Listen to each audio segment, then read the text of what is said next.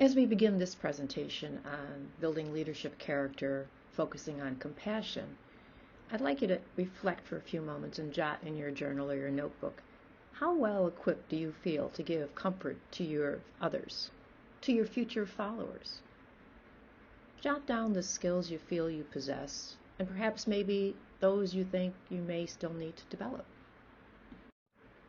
As we begin this presentation on building leadership character, focusing on compassion, I'd like you to reflect for a few moments and jot in your journal or your notebook, how well equipped do you feel to give comfort to your others, to your future followers?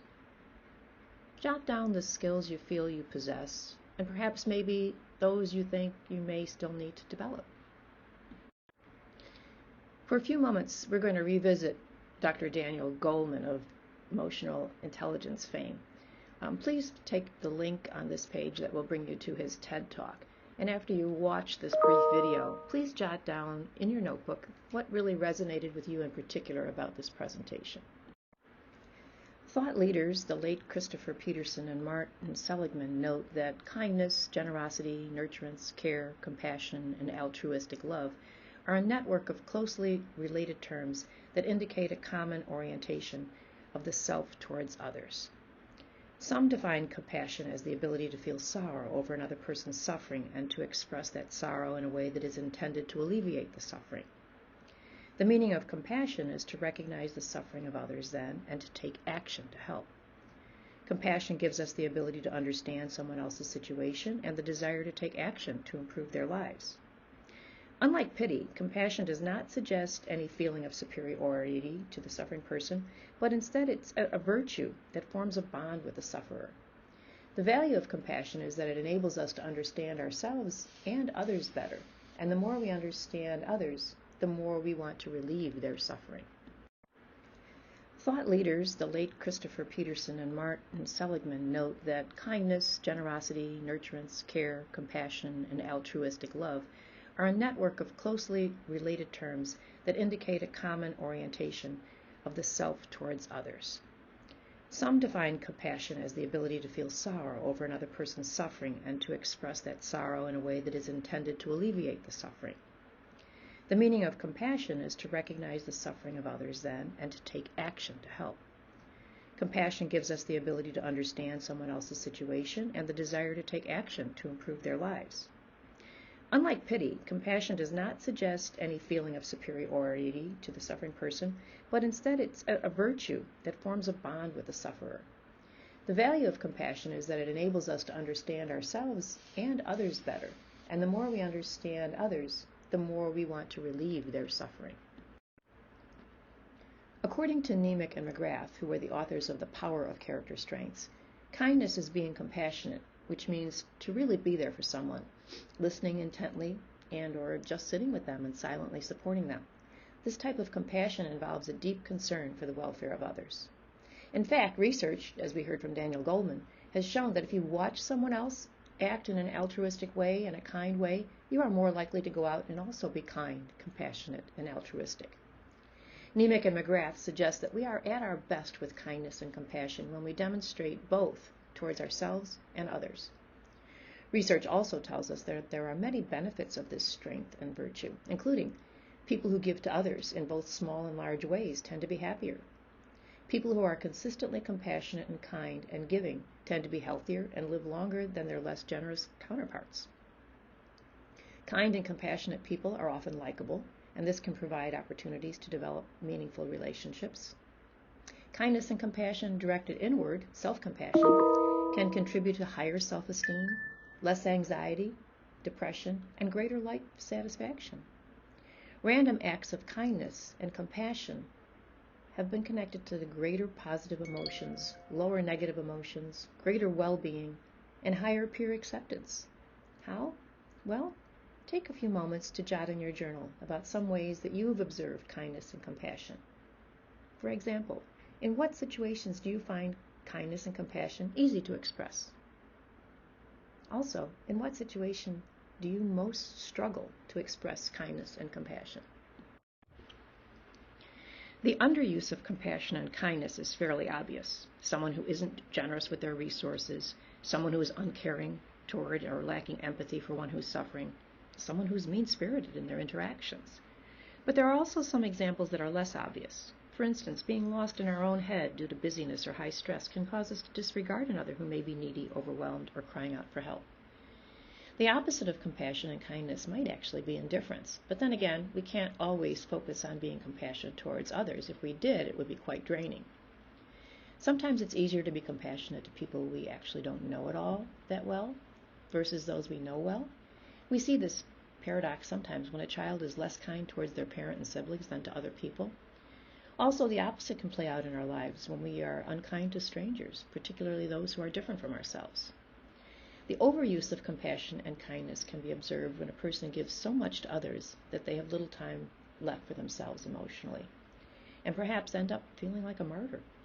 While these people may see themselves as kind and compassionate, this sort of giving until there's little left for themselves may actually suggest emotional issues. A little honesty and perspective are really needed in this type of scenario. Also, a person can give so much that it actually appears intrusive. For example, if you've been supporting someone with a temporary problem, that person may feel intruded upon if you don't get the message when the problem is resolved and they don't need that continued support.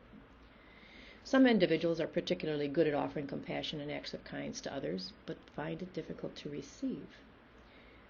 Or think of a situation where a person who offers repeated kindness might expect something small in return, but the other person does not respond with kindness or compassion, the type that the person is offering, and so the person offering may actually feel taken advantage of or underappreciated. Kindness overuse can lead to compassion fatigue for sure. This occurs as a result of giving so much beyond one's limits and resources that the person can feel drained or burned out, and this is particularly common among healthcare professionals. The bottom line is that compassion is defined by your actions. The simple act of showing compassion can make a world of difference in someone's day, even in yours. Compassion is a genuine sympathy for hardship or suffering that other people are experiencing and a desire to ease that pain. There are many different ways to show compassion for others, but the important thing to remember is that it must come from your heart. Like any virtue, the key to developing and sustaining the virtue of compassion begins with the knowledge and understanding, but it must be followed with habituation, with practice. So, for example, start with yourself. The best way to learn how to be compassionate towards others is to be compassionate with yourself. As they say, you really can't truly love others until you learn to love yourself. So how do you show compassion to yourself? Well, you can praise yourself for successes, even small things like making your bed in the morning, and forgive yourself for mistakes. You can also focus on your strengths and positive qualities rather than dwelling on your weaknesses. By giving yourself this type of compassion, you'll radiate the same love and goodness to others. You'll also have more patience and room in your heart to serve those around you. Now, this can certainly be a difficult skill to master if you hadn't had the practice, but learning how to be compassionate with yourself will be well worth the effort. In terms of communication, verbally and non-verbally, we often focus on what to say when we think about how to communicate with others. But communication goes way beyond our words. One of the best ways of showing compassion is to use nonverbal cues that you care. Eye contact. Keep your body turned towards the person speaking. Listen quietly. You'll likely be surprised at the power that comes from these small actions. The other person will feel your interest, and you'll naturally benefit by feeling more connected to one another. You might also practice active listening, which involves paraphrasing what you just heard and asking open-ended questions. This will send the message that you're ready to hear more and show the speaker that you understand what they're saying. Touch, of course, is if appropriate, right? A gentle touch goes a long way. In fact, there's a wealth of research showing that physical touch, like a hug or a pat on the hand, activates a part of our brain and can influence our reactions, thoughts, and physical responses. Touch is calming and a great way to show someone you care. But it's also important to get consent from the other person before you overstep your boundaries. To be sure touch is welcome, just ask first. Say, would you like a hug? Or may I touch your shoulder? Gentle assistance touches, it really balances physical, mental, emotional, and spiritual well-being. A soft touch to the hand or shoulder during a conversation can help to demonstrate your genuine care and concern. Again, if appropriate. Encouraging others, well, sometimes all it takes is a little encouragement to show someone what they're capable of. If someone you know is feeling down, One of the best ways of showing compassion is by offering encouraging words. When we praise and encourage others, we can sometimes kickstart a positive spiral of behavior in that person. Positive reinforcement is always helpful to a person who's thinking that they are stuck or will never get out of circumstances that they're in the moment. Not sure what to say? Well, just try highlighting some of the strengths and talents that you see in the other person. Express your belief in them and their abilities. Offer support and comfort. Let them know you'll be there for them, even in the toughest times. Expressing yourself. Well, many people need a listening ear when they're going through something difficult. In those situations, it's important to let the other person express themselves without imposing our beliefs or trying to fix their troubles. But don't let that stop you from expressing your own emotions. The other person probably wants to vent, but they also probably want to connect. And one of the best ways of connecting is by showing your emotions. Show how you feel through your facial expressions, your body language. Let the other person know you understand what they're going through. A sincere smile often works wonders, and it's okay to show sadness by crying or to laugh without reservation. A good laugh can be incredibly healing. In terms of showing kindness, well, if you're wondering how to show compassion in a relationship or a workplace, one of the best things you can do is to show kindness. So go ahead. Give your kindness away without expecting anything back. Kindness is contagious, and your kindness can spread in ways you'd never expect. The person you are being kind to benefits from your help, and you'll feel good for having helped someone. The world is better through your kindness. If you're not sure how to show kindness, then just start small. Leave someone an anonymous note or give a stranger a compliment. Pay for the drink of the person behind you at the coffee shop, or drop off cookies to someone who's having a hard day.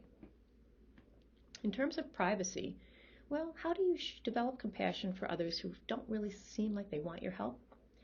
Sometimes the best thing you can do is respect the privacy of others. Offering your support is oftentimes all you need to do to show you care. And if someone does decide to confide in you, just be sure you shut the door and, don't gossip. Remember that sometimes people just need to go for a walk or see a movie with a friend, and be really ready to listen when they want to talk, but also offer a different kind of interaction if they don't want to talk about the hard stuff. In terms of advocacy, an advocate is a person who speaks up for and defends the rights of another person, helping them communicate their needs in a challenging situation. Many of your friends, family, and community members could be in need of an advocate, whether they're too weak to get to a hospital visit or too afraid to speak up to someone who has wronged them. To effectively advocate, you have to actively listen to what your friend needs. Don't march into a situation and try to fix something the person doesn't want you to fix. Make sure to be respectful, articulate, and polite in all of your communication. Be aware of challenges and educate yourself on the issues you want to advocate for. Incorrect information could actually hurt your cause. Well, another thing that we talk about is volunteering, and one of the best ways to cultivate compassion is through volunteer service. Volunteering connects you to others, giving you the opportunity to make new friends and increase your social skills. Spending time helping people is good for your body, mind, and your soul. No matter who you are or where you live, there are sure to be many chances to volunteer in your community. Consider what causes you're most passionate about and then contact the local nonprofit groups to find out what you can do to help. Once you get the ball rolling, you're sure to run into volunteer opportunities all around you. Finally, consider your words. When you're looking for ways to show compassion, always remember to think before you speak. It's easy to start rambling and say things you might regret. But at its heart, compassion is about paying attention to the present moment with a loving attitude. Sometimes no words are necessary. Instead, simple things like turning off your cell phone during a personal encounter or sending a thank you note to someone who has supported you is all that is needed, and it can go a very long way. So for a few moments here, I would like you to go to our Blackboard course, go to the presentation folder where you found this video, and download the compassion scale. Take a few moments to assess yourself.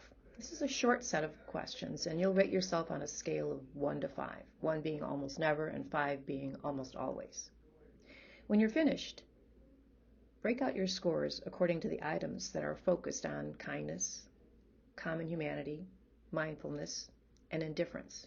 Please note that the indifference items, number 3, 7, 11, and 15, should be reverse scored.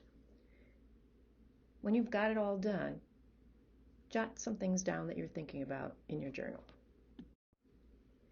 On this slide, you will see links to two really powerful resources related to compassion in the classroom. I would ask you to pause again and visit both of these sites, explore the materials there, and jot down any thoughts you have about where you might be able to take advantage of these resources. On this slide, you will see links to two really powerful resources related to compassion in the classroom. I would ask you to pause again and visit both of these sites, explore the materials there, and jot down any thoughts you have about where you might be able to take advantage of these resources. Signe Whitson is an author and national educator on bullying prevention, crisis intervention, and child and adolescent emotional and behavioral health. I'd like to share a quote from her. She says, "Whenever I have the occasion to speak with professionals and parents about the challenges of bringing an end to bullying in schools and communities, I emphasize that big solutions, such as policies, procedures, and trainings, are trumped each and every day by the seemingly little yet extraordinarily powerful acts of compassion and kindness that adults show to the young people in their lives. In turn, experts agree that fostering compassion in young people is among the best way to prevent verbal, physical, and emotional aggression from taking root." In that light, she offers 8 ways to help students develop compassion, both as a character trait and a behavioral style. And she offers these to both educators and parents. First of all, she says it's critical to walk the talk. Children may listen to your words, but more importantly, they learn from observing your actions. When you have a chance to practice a random act of compassion, do so. When you are frustrated in an interpersonal interaction, express your displeasure in words that show respect for the dignity of the person you're addressing. When you encounter a person who needs help, stop what you're doing and tend to them, especially if it's not particularly convenient to do so. Remember that opportunities to show compassion do not occur by appointment. Show young people that any time is the right time to engage in acts of service and compassion for others. Next, she talks about the importance and value of putting the child on the receiving end of compassion. While showing compassion to others is a top way to teach this value to a child, allowing a young person to experience compassion firsthand is even more impactful. When a child is hurt or sick, we can provide abundant TLCC, tender, loving, compassionate care. And it may sound obvious, but tending to a child when he or she is feeling down or under the weather is one of the best ways to teach them how to show compassion to others.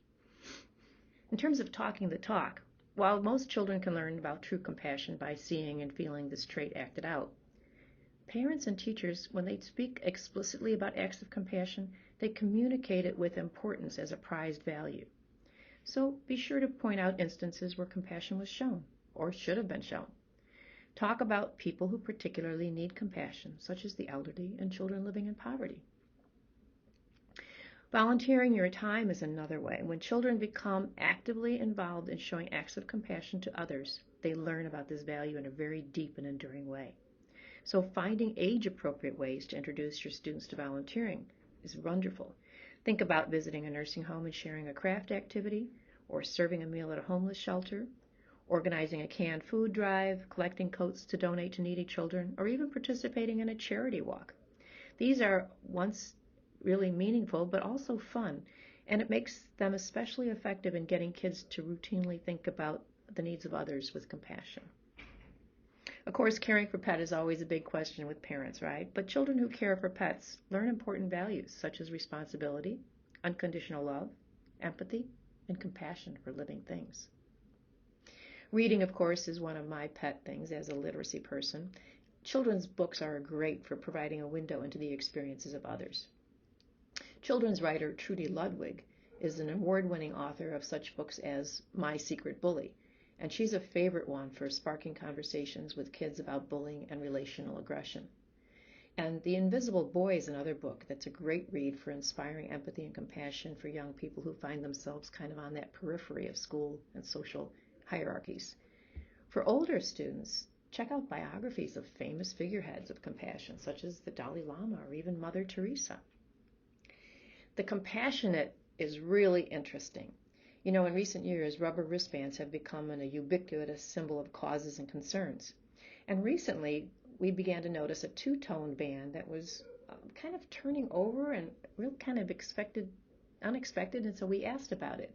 It was called a compassionate band. Every morning, this person puts the band on his or her wrist with the black side facing outward as a personal reminder to act compassionately towards someone else. When an act of compassion is committed each day, we turn the bracelet over to its white sides. I think it's a great idea, and it's very simple and yet a powerful reminder to prioritize kindness and make compassion a part of our everyday routines. And then, of course, there is that things just like the Make-A-Wish Foundation. Acts of life-changing compassion in this technological world can only be just a click away. Using the internet to introduce your students to different charitable organizations that provide compassion and assistance to others is powerful. The Make-A-Wish Foundation, for instance, provides hope, strength, and joy to children with life-threatening medical conditions. While for younger children, we might want to avoid it. This sight might be too heart-wrenching or scary. But older kids can certainly have an impactful experience of being able to provide tangible help and joy to a peer. It can be life-changing for both the giver and the receiver. Empathy, sympathy, and compassion are three words that many people use interchangeably. And it's a legitimate mistake because these words can be confusing. So what sets compassion apart from empathy and sympathy? Well, these words are near cousins, but they're not synonymous. Sympathy means you can understand what a person is feeling. Empathy means that you feel what a person is feeling. Compassion is the willingness to relieve the suffering of another. Sympathy can be tricky to differentiate from empathy. The main difference is that when you are sympathetic, you're not experiencing the other person's feeling. Instead, you're able to understand what they're feeling. For example, if someone's father has passed away, you may not be able to physically feel that person's pain, but you can understand that your friend is sad. This explains why you send sympathy cards when your friend's loved one has passed away. You're not feeling the person's pain, but you want your friend to know that you are aware of his or her suffering. Empathy, when you are viscerally feeling what another person feels, you are experiencing empathy. Thanks to your brain's mirror neurons, empathy may arise automatically when you witness someone in pain. For example, if you saw a spider crawling up my arm, you might feel a tickle on your arm. Perhaps you're walking through a park when out of nowhere, a man in front of you gets smacked by a frisbee. Automatically, you recoil in sympathy. Or perhaps you're watching a race and you feel your own heart racing with excitement as the runners vie to cross the finish line. Or perhaps you see someone sniff unfamiliar food and wrinkle their nose, and sometimes your own tummy kind of turns at the thought of what that meal might be. For years, such experiences have puzzled psychologists, neuroscientists, and philosophers who've wondered why we react at such a gut level to other people's actions. How do we understand so immediately and instinctively their thoughts, feelings, or intentions? Now, some researchers believe that a recent discovery called mirror neurons might provide a neuroscience-based answer to those questions. Mirror neurons are a type of brain cell that respond equally when we perform an action and when we witness someone else perform the same action. But what about when you don't automatically feel that sensation of another? Sometimes that's where your imagination kicks in. You've almost probably heard the phrase, put yourself in someone else's shoes. Well, that's another route to empathy. For example, if you saw me slam my finger in a car door, but you didn't automatically feel that pain, of course, but you can imagine what it might be like to have your finger slammed in a door, and you may be able to feel my pain in that way.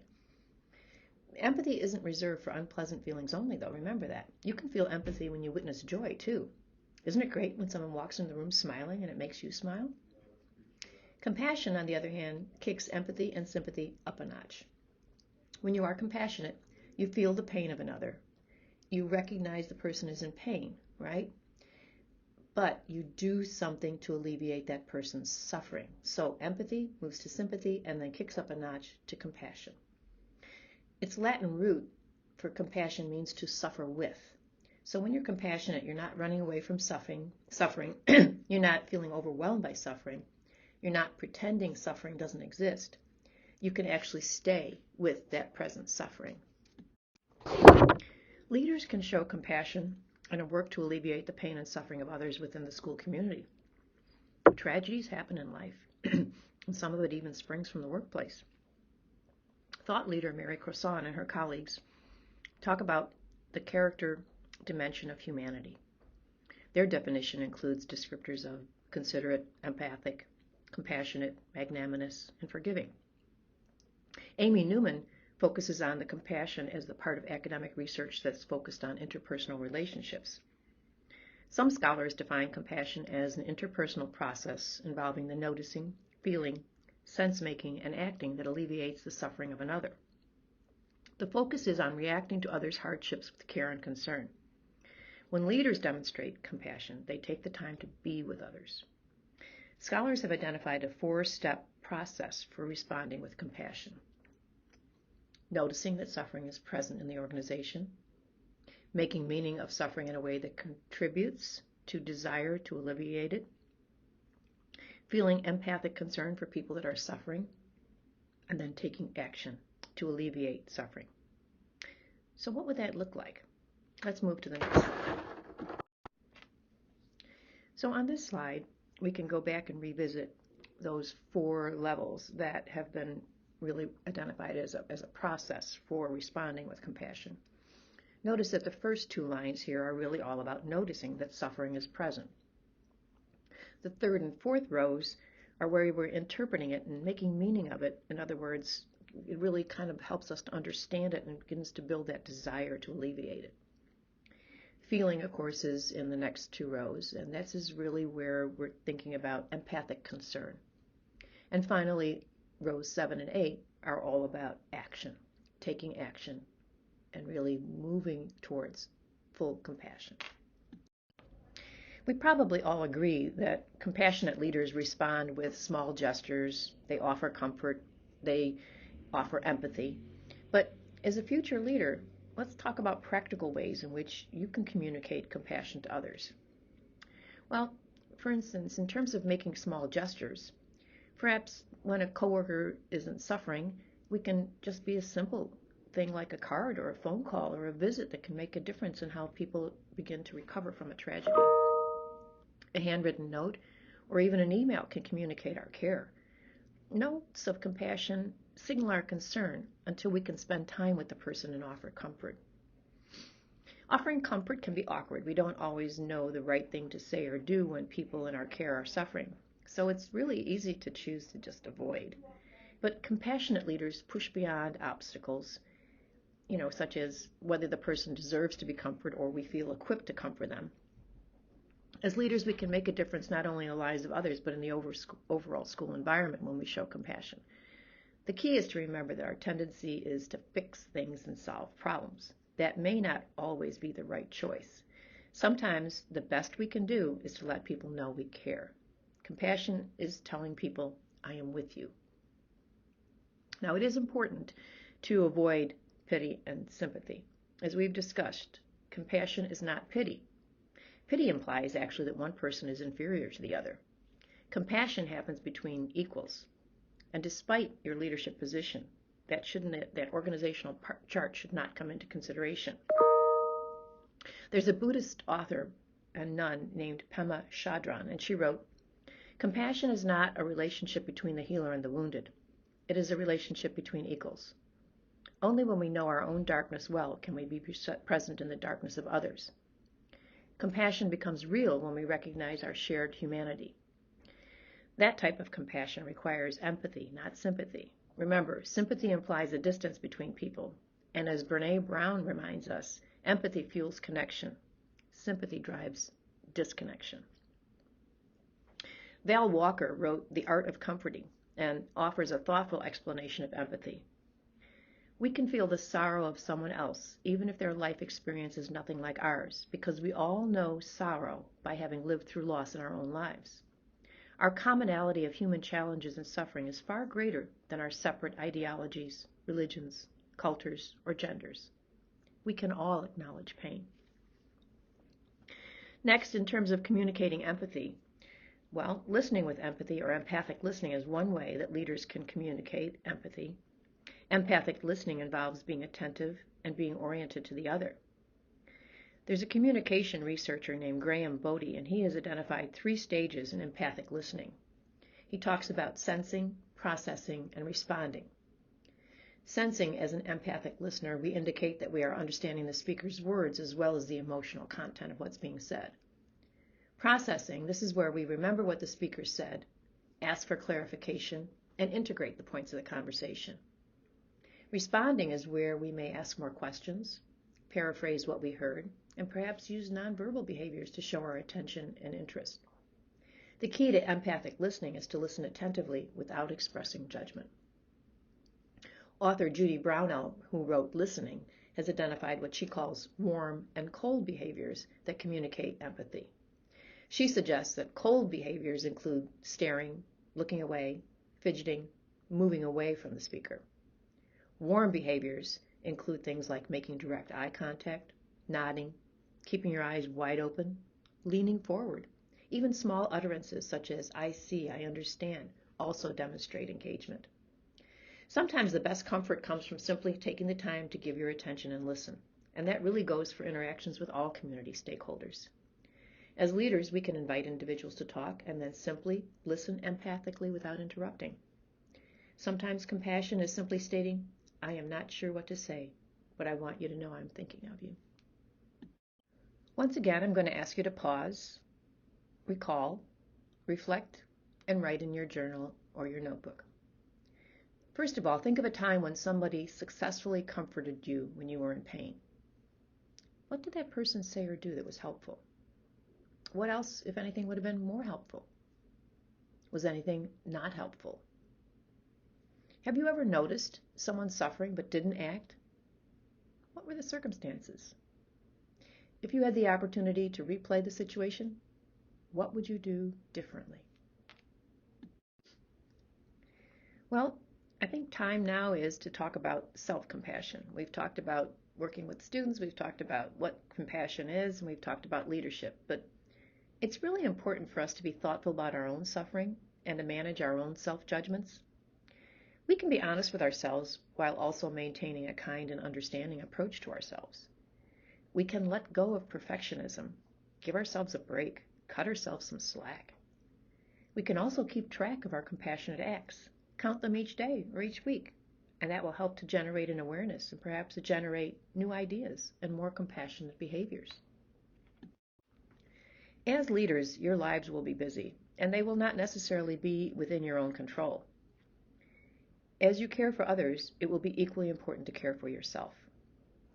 Research tells us that feeling positive and caring for yourself in times of failure and suffering is correlated with psychological well-being and may also contribute to emotional resilience. Self-compassion may protect us from being crushed by failure and allow us to learn from it. 3 components of self-compassion have been identified in the research: self-kindness, common humanity, and mindfulness. Self-kindness is the ability to treat oneself with care rather than harsh self-judgment. Common humanity recognizes the imperfection that is a shared aspect of the human experience, and there's no need to feel isolated by failures.